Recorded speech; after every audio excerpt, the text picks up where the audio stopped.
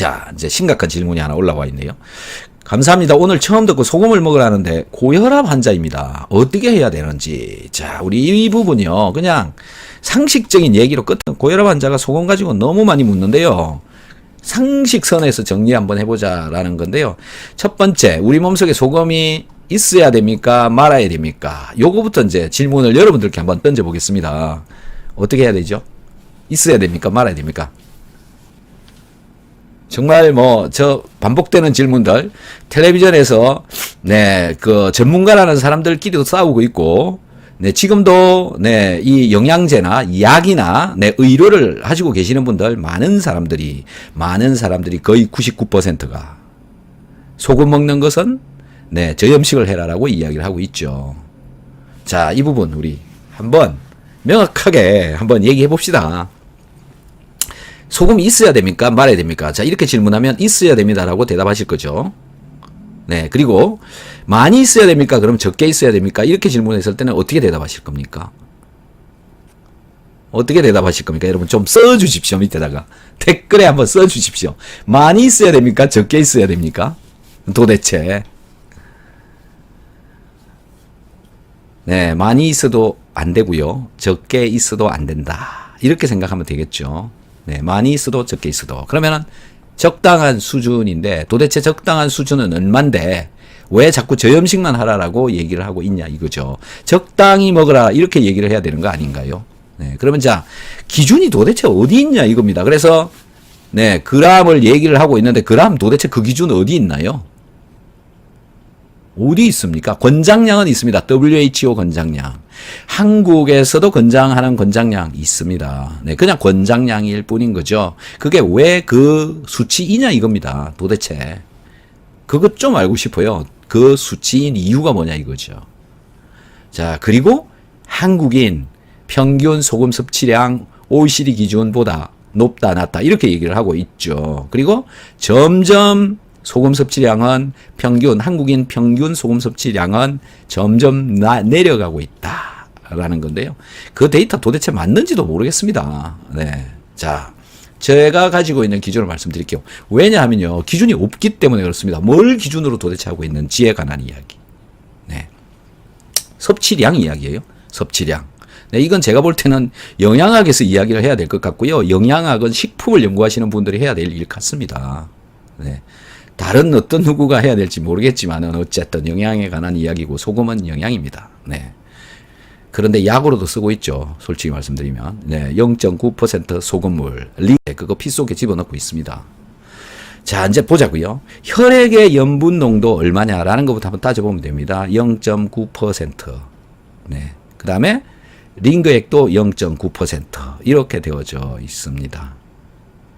자, 그럼 우리 몸속에 0.9% 항상 맞추어 주어야 되는데 0.9% 맞추려면 먹어줘야 되는 양이 있고요. 그 다음에 소변으로 배출되어져 나가는 양이 있습니다. 그런데요. 소변으로 소금이 배출되어져 나가는데 언제 나가냐면 몸속에 피 속에서 남으면 나갑니다. 어디서? 혈액 속에서 남으면. 혈액 속에서 남으면 소금이 빠져나가고 혈액 속에서 물이 남으면 소변으로 물이 빠져나가고 소변 속에 소금이 같이 포함되어져서 나간다라는 거죠. 자, 남으면 나간다. 여러분 계속 나간다라는 건데 제가 전제를 다룬 게 어디냐면 혈액 속에서 남을 때 나간다. 자, 혈액 속에서 남지 않으면 그럼 어떻게 되느냐라는 거죠. 나가는 놈을 붙잡아다가 다시 쓴다라는 겁니다. 자, 그러면은 나가는 양 어느 정도가 적당할까요? 라는 거죠. 혈액 속은 0.9%인데 혈관의 바깥쪽은 몇 %이어야 될까요? 라는 거죠. 제가 생각하는 농도는 0.9%입니다. 혈관의 바깥쪽도 0.9%, 혈관의 바깥쪽 빠져나간 쪽 소변도 0.9%. 그래서 소변의 염농도가 0.9% 정도는 나와야 어느 정도 소금이 몸 전체적으로 들어있는 양이 되어진다라는 거죠. 그러면 기준은 저는 이게 기준이다라는 겁니다. 제가 이 기준을 잡게 된 계기가 뭐냐면 많은 사람들이 저한테 전화 상담이 오는데요. 대부분 소금을 먹고 있는 양이 적어가지고 소변의 염농도가 0.2, 0.3, 0.6 이런 수준입니다. 근데 그분들은 다 환자입니다. 그리고 힘이 없습니다. 그런데요, 소금을 섭취를 해서 0.9%가 되면 힘도 나고 환자로부터 벗어나고 체온이 올라가고 신진대사가 촉진되고 각종 좋아지는 것이 많습니다. 간혹 그 중에 소금을 너무 많이 드셔가지고 혈압이 올라가거나 그런 분들이 있기도 합니다. 하지만 자, 제가 많이 드셔서 혈압이 올라간다 이렇게 말씀을 드렸잖아요. 소금은 많이 먹으면 혈압이 올라가고 적게 먹으면 저혈압이 됩니다. 소금은 굉장히 좋은 약입니다. 무슨 약? 고혈이라는 거죠. 혈압이 내려가면 더 먹으면 올라가고요. 너무 많이 올라가면 적게 먹으면 떨어진다라는 거죠. 혈압을 조절할 수 있는 약이 소금이다. 저는 이렇게 해석이 되어집니다. 네, 그래서 저혈압이신 분은 소금을 잘 챙겨 드시고요. 고혈압이신 분은 소금을 줄여서 드시면 된다라는 건데요. 소금을 줄여서 드시는데도 혈압이 떨어지지 않으면 그것은 소금이 원인이지 않는 것이다라는 거죠. 자, 소금을 줄여서라는 게 어디냐 하면 소변의 염농도가 0.9%가 나오는데도 불구하고 혈압이 높아요. 그러면 이 혈압이 소금 때문에 높은 게 아니다라는 거죠. 소금을 적게 먹으면 소금이 내려가면 소금 양이 떨어지게 되면 소변의 염농도가 아래로 내려가게 되면 혈압이 내려가야 되는 게 맞거든요.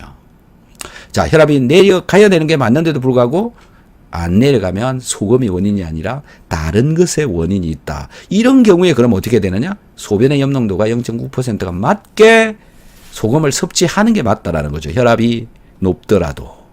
그런데요, 그럼에도 불구하고 그렇게 먹어버린 사람이 혈압이 떨어지시는 분들도 있습니다. 소금을 먹었는데 혈압이 내려가시는 분들도 종종 있습니다.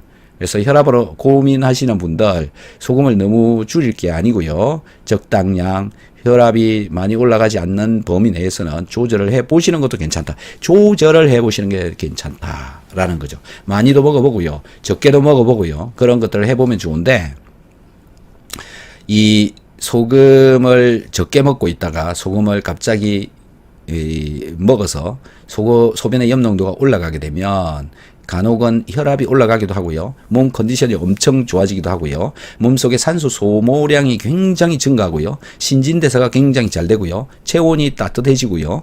이런 일들이 벌어지기도 한다라는 거죠.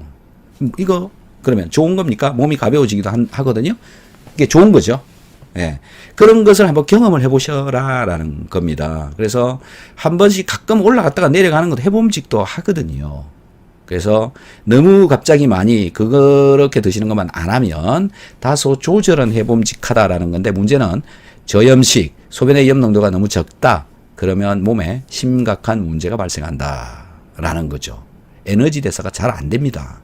있어야 될 만큼 있어야 되기 때문에 그렇죠. 그런데 다 많은 약물들의 생동성 실험을 할 때, 즉 그 약물이 효과가 있나 없나 체크를 할 때 그 세포를 배양액에다가 집어넣고 거기에 그 배양액의 염농도가 0.9%입니다. 0.9% 소금물 속에서 약효가 있나 없나 테스트를 하는 겁니다. 세포를 배양할 때는 항상 0.9% 소금물 속에서 배양을 합니다.